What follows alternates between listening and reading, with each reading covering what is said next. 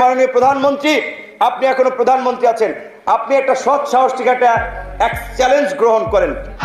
BNP নেতা VP নূর এবার শেখ হাসিনাকে চ্যালেঞ্জ গ্রহণ করতে বললেন।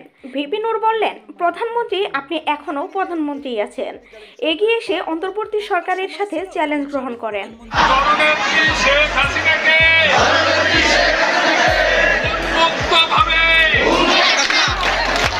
আমি নিজে এই অন্তর্বর্তীকালীন সরকারের পার্ট হব না। এবার যেন অন্তর্বর্তী সরকারের উপর ক্ষেপে গেলেন ভিপি নূর। তাই তো এক সমাবেশে ডক্টর ইউনূসকে এনজিও মার্কা সরকার বললেন। সরকার যেমন গঠন করেছি, নামাইতেও বেশি সময় লাগবে না। কথা শুনবেন না, 1 মাস পরে সরকার পতন আন্দোলন শুরু করবো।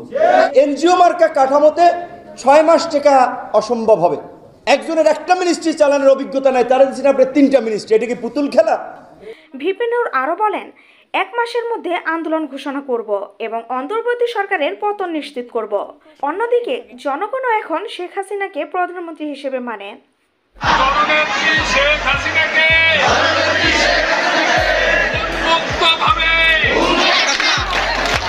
শেখ হাসিনাকে সসম্মানে বাংলাদেশে ফিরে এনে তাকে আবার পুনরায় বাংলাদেশের প্রধানমন্ত্রী নির্বাচিত করা।